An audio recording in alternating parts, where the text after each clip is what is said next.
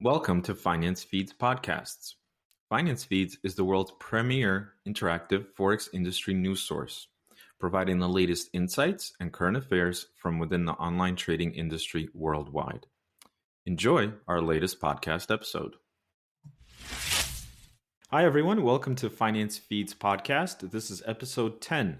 My name is Nikolai Isayev. I'm editor-in-chief of FinanceFeeds. Joining me today is Anya Aratovskaya, who is vice president of institutional FX at Advanced Markets Group. Anya, welcome. Thanks for joining us today.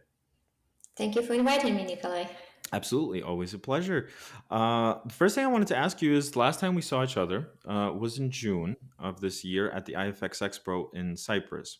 I remember I think you had a panel discussion there, and I wanted to know what your impressions were of that event and how you've been spending your summer. Perhaps you've attended other industry events over the last few months. Oh, yeah, sure. Let's start with the sentiment that I love B2B expos. As an extrovert, I love talking to people face to face. And generally speaking, people have much nicer personalities when they talk to you in person.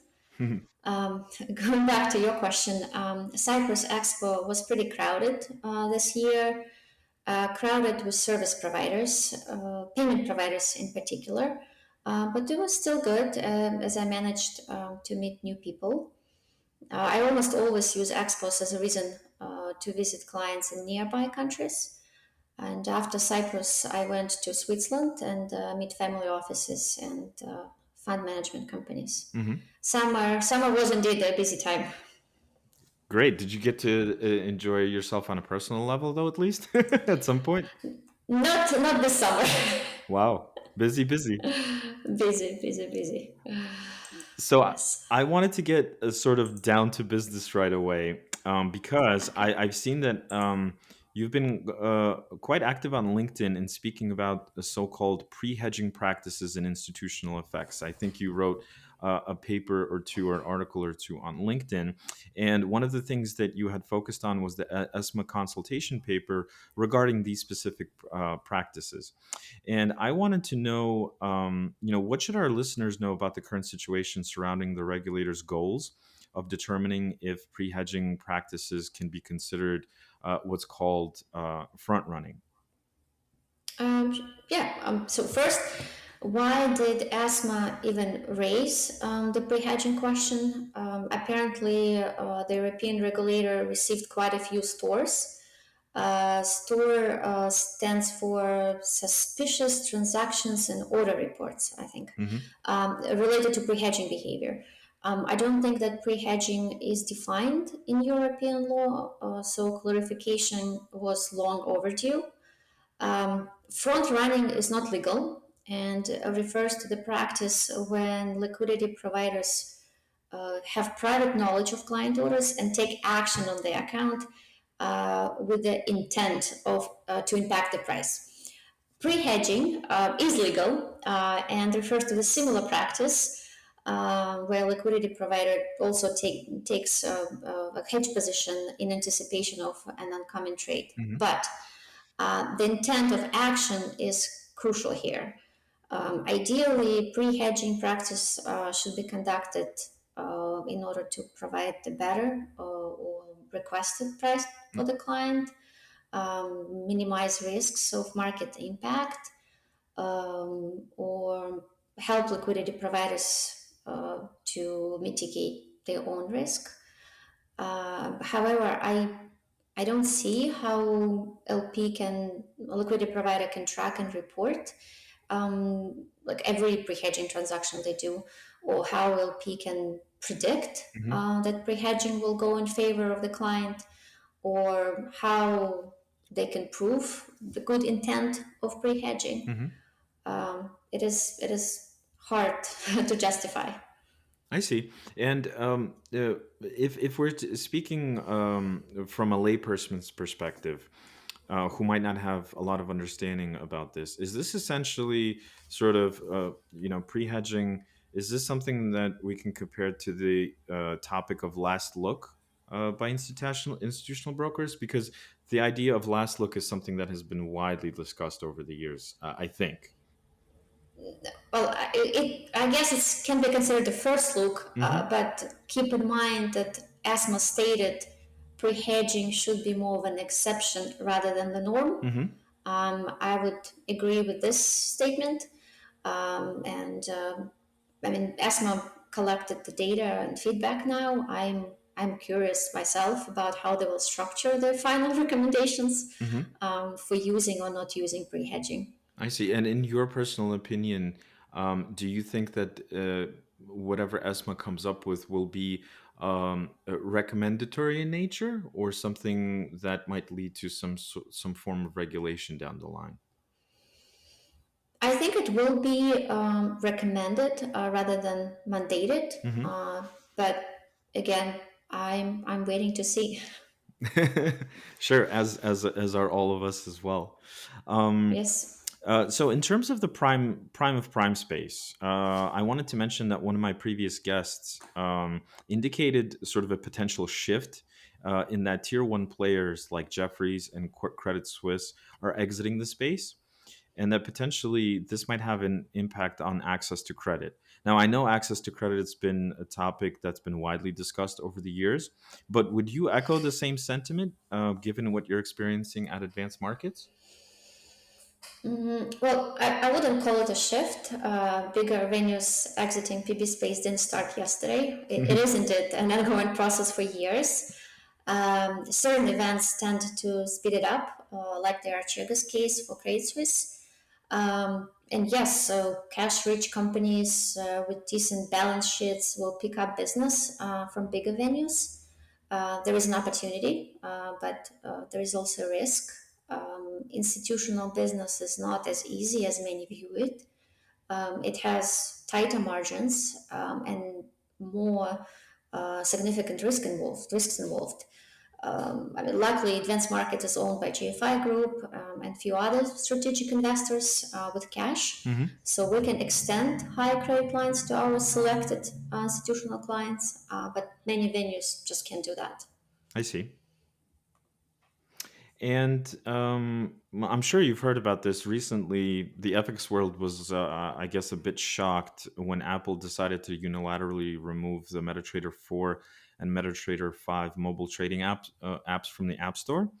Well, it appears, unfortunately, that this was really due to perhaps illegitimate or unlicensed brokers using Metaquotes software via white labels, and that complaints regarding such parties led Apple to make their unilateral decision. What do you think about this situation, and what does the industry need to learn going forward? And how could this impact brokers' decisions on which trading technology to use in the future? I personally think that all theories have the right to exist and should not be entirely rejected. Hmm. One thing I'm positive about is that MetaQuotes will overcome these legal issues one way or another. Hmm. On the bright side, retail forex brokers are finally becoming more proactive in adopting new trading platforms. And I'm a firm believer that healthy competition is necessary for the industry. Hopefully, we will see a more diverse choice of trading platforms. Decentralization is a popular word now. Hmm. Everyone talks about moving from Web 2 to Web 3. So maybe that is the process happening in the retail effect space now. Um, and speaking about alternatives to MT4, MT5, I actually created a very detailed comparison of what is available in the market today. And if is anyone interested in it, is welcome to PM me. I can share the list that has all the details, pricing, names, etc. Hmm. And so you're approaching this from a standpoint that we're not talking just about mobile trading platforms. We're talking about the whole suite of trading platforms that a broker will offer to clients, right? That is correct. That is correct. I'm talking about brokers. I mean, I've seen it with my clients as well. Brokers are not just looking to replace a mobile offering. They're looking to have two or three or four or five alternatives to for their clients to trade. hmm And how do you think this may impact sort of the idea of all asset trading or multi-asset trading? I know that MetaTrader was a very, or is still a very popular trading platform for many companies around the world. But it seemed to me, and again, I might be wrong, but it seemed to me that over the years, over the last few years, MetaTrader perhaps had some technological or maybe data processing restrictions that made it difficult for some retail brokers that offered many different types of asset classes that had different settings to be offered all in one platform. And I know that other platform technology providers out there that are either building their own proprietary platforms to sell to brokers or already have fixed solutions. They never ran into these types of problems because they were able to develop their sort of software to encompass all assets. Do you think this will kind of speed up the adoption of multi-asset trading or all asset trading, or are we already there? I think we're already there, and I actually think that Metaquotes is the leader. No matter what issues they're experiencing now, Hmm. no one can really fully compete with them. With everything it has to do with servicing white labels or offering multi currencies accounts with multi currency. Yes, I still believe that Metaquotes is the leader, and no one can really compete with them just yet. Hmm. And yes, so the events of the last 3 weeks will speed up the process of adoption of new platforms, but I just don't see anyone that is able to replace them fully Hmm. as of now. hmm And if I could ask a question with regards to advanced markets, if you have a customer who is looking to switch platforms or change their trading technology as a result of what happened to MetaQuotes, um, uh, do you what kind of steps can you take proactively for your customers in ensuring that the business that they have with you can continue to function the same or better, with a new trading technology in the future? Well, there are about 10, I would say, platforms that can be compared to MT4, MT5, Hmm. and Advanced Markets is currently integrated with all of them. So we are prepared. Okay. So, in other words, a client can really choose from that list in a sense, and Yes, they'll be ready to go with advanced markets. that's right. Next week. Great, awesome. Well, I wanted to speak a little bit about your background, your education and experience. This is something that I ask all of my guests, just to find out sort of what influenced you to pursue a career in our industry and whether or not that happened by chance. So, like, for example, a lot of my guests who are originally from Eastern Europe, like you and I are, tell me math and science were subjects in school that were mandatory, right, for studying, and that's something that piqued their interest in financial markets going forward and sort of paved their way, in terms of what they wanted to study in college and then or university, and then kind of what happened to them following college and university in terms of entering our industry. Could you speak a little bit more about that? Mm, yeah, well, I was never into math and science when I was in school. To be to be honest, my original background is in education. I spent about 4 years in Russia working with orphans and kids with mental disabilities, Hmm. teaching history during the school year and traveling as a camp counselor during the summers. Hmm. That experience helped me to get into the US and settle here. Hmm. I went to Northeastern University in Boston to study finance because it was a popular degree back then. And that is when I become curious about FX and opened my first trading account at FXCM. Hmm. I was thinking that FX trading will help me to pay off my student loans. Um, and I mean, it was it was going well. And one day, when I was loading the MT4 platform, I noticed that it says FXCM powered by Boston Technologies. Hmm. And I instantly thought, I'm in Boston. It would be brilliant to work for them and to learn the industry from the inside, and it should it should help me with my trading. So I networked a lot and was invited for an interview. Hmm. And they were not hiring at the time at Boston Technologies, but I guess I was convincing, and intern role was created for me. And after 2 months as an intern, I accepted the full time job offer. Wow, And that's that's the rest of the history. that's quite a story. That's quite a story. So you had opened your FX.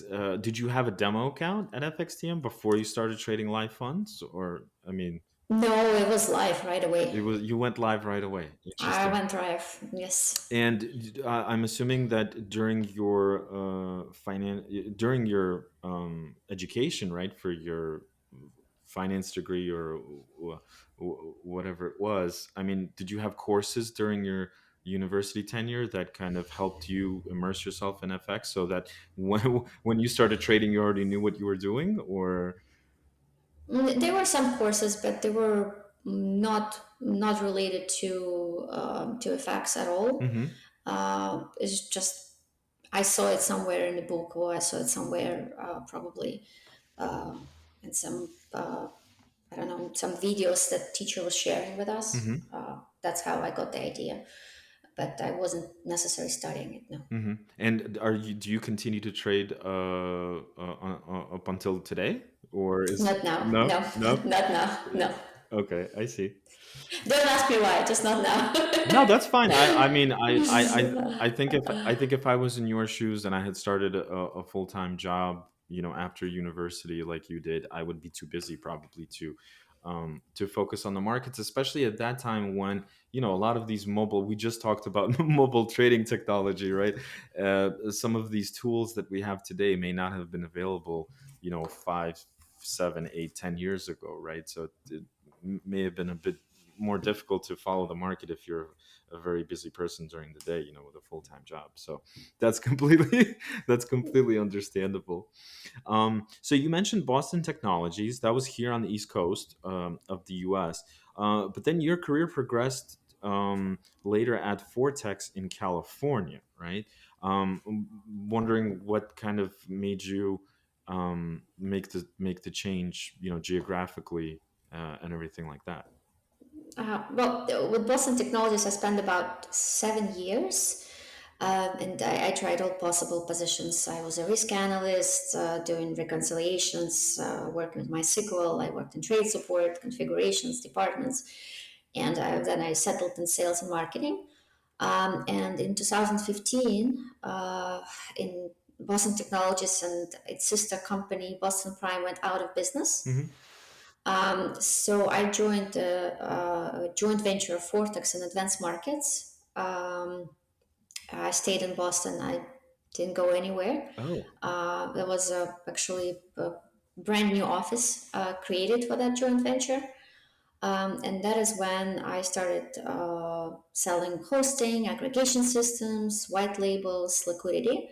And in 2020, Vortex and Advanced Markets split up. So I stayed with purely with Advanced Markets. I see. I And I see. was in Boston. I was in Boston all this time. Yes. I see. So that's my mistake. I saw that on it said Vortex in California on LinkedIn. So I assumed that maybe you had a nice, few years on the West Coast, perhaps. But um, I guess I guess No, not. I wasn't laughing Boston with that time. No, I wouldn't. They wouldn't. Nothing would make me move. And so Boston Technologies, the joint venture with Vortex, you mentioned all of the different roles you played, at these ventures.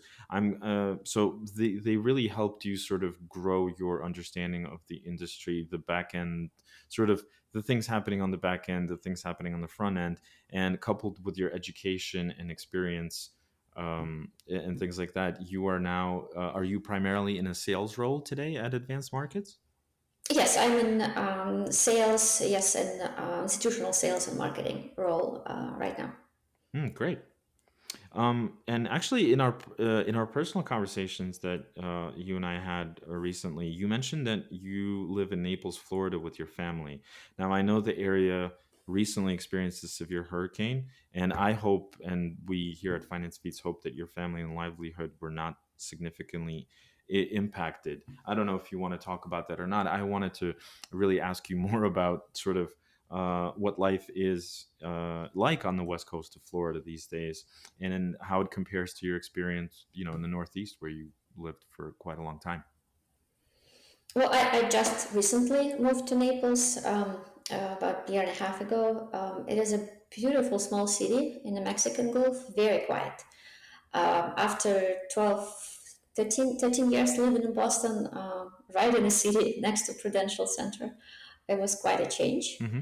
I think all northern states are driven by big corporations in US, like universities, pharmaceutical companies, tech companies. Florida is a state full of small business owners and retired people. So demographics are different, very different, and so is political views. Speaking about hurricanes, the latest one, Ian, turned to Naples and Fort Myers at the last minute. So we weren't as prepared, and the city suffered so much. I live close to the beach and was flooded, but not as hard as some of my neighbors. Uh, what really impressed me actually is that this big community effort in cleaning everything up and helping, it was just incredible. And based on what I've seen in the last few weeks, I'm sure Naples will be ready for tourists. Floridians call tourists snowbirds, so they will be ready for tourists probably in a few months. Hmm. I see. And outside of hurricanes, with you and your family, what do you guys typically do in Florida? It's probably hot, I would assume, most of the year. Do you do like any kind of water sports? Maybe you like surf kayak or something like that, or paddleboard? Yeah, well, we work, and and as for sports, I mean, I don't do any water sports. I'm not even a summer person. Oh. I don't mind winter and cold, but since we moved to Naples, where the population is much older compared to Boston, Hmm. I started to do things that people do when they are retired. Um, Enjoying morning runs on the beach, playing tennis, drinking wine and watching the sunset, uh, taking ballroom dance lessons. So all of this actually going quite well for us. I wouldn't say that any of those things are things that old people do. I mean, I didn't have time to do them. I didn't have time or uh, a desire to do them when I was in Boston, mhm. actually. Well, no, I could see that. I could see how that could happen. And do you go back to Boston often? Let's say for work. Not no. I actually started to going outside of US more. Hmm. I started going more to Europe, to Asia, to Dubai, and I actually started to work more since since I moved to Florida. Hmm. But it's more a balanced lifestyle for me. And what's your impression of all of these different, countries around the world that you visit? Is there any countries that sort of really have an influence on you when you go there? Perhaps so much so that you would entertain moving to one of these countries at some point in the future for your, work life sort of family.